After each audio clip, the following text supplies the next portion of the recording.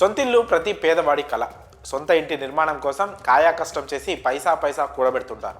కానీ చాలని జీతాలతో కుటుంబాన్ని పోషించుకోవడమే కష్టతరమైపోతోంది. ఆర్థిక ఇబ్బందులతో ఇల్లు నిర్మించుకోలేకపోతున్నారు. అద్దె ఇళ్లలో ఉంటూ జీవిస్తున్నారు. ఇలాంటి వారి కోసం కేంద్ర రాష్ట్ర ప్రభుత్వాలు గృహ నిర్మాణం కోసం వినూత్నమైన పథకాలను తీసుకొస్తున్నాయి.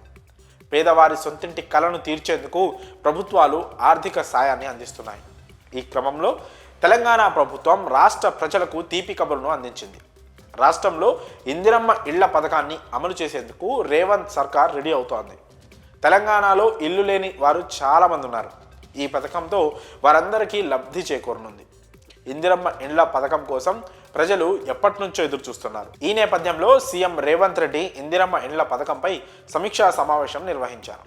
ఇందిరమ్మ ఇళ్ల పంపిణీపై కీలక నిర్ణయం తీసుకున్నారు. ఇందిరమ్మ ఇళ్లు ముందుగా వారికే ఇవ్వాలని సీఎం రేవంత్ అధికారులకు సూచించారు.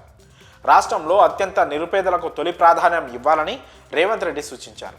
దివ్యాంగులు, వ్యవసాయ కూలీలు, సాగు భూమి లేనివారు, పారిశుద్ధ్య కార్మికులు ఇలా ప్రాధాన్య క్రమం ఎంచుకోవాలని రేవంత్ రెడ్డి తెలిపారు. కాగా ఇందిరమ్మ ఇళ్ల పథకం కింద రాష్ట్ర ప్రభుత్వం 4 లక్షలకు పైగా ఇళ్ల నిర్మాణం చేపట్టాలని భావిస్తోంది. దీనిలో భాగంగా ఇల్లు లేని పేద కుటుంబానికి 5 లక్షల చొప్పున సాయాన్ని అందజేయనుంది.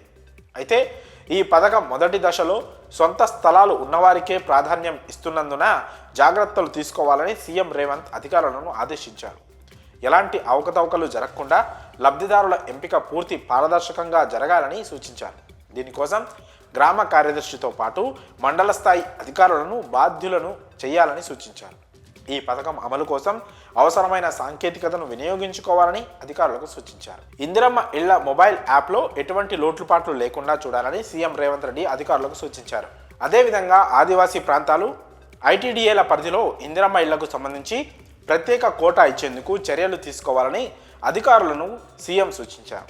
ఇందిరమ్మ ఇళ్లకు అదనంగా గదులు నిర్మించుకునేందుకు లబ్ధిదారులు ఆసక్తి చూపితే అందుకు అవకాశం కల్పించాలని సీఎం రేవంత్ రెడ్డి అధికారులకు స్పష్టం చేశారు. మరి ఇందిరమ్మ ఇళ్ల పథకంలో నిరుపేదలకే తొలి ప్రాధాన్యత ఇవ్వాలన్న ప్రభుత్వ నిర్ణయంపై మీ అభిప్రాయాలను కామెంట్స్ రూపంలో తెలియజేయండి.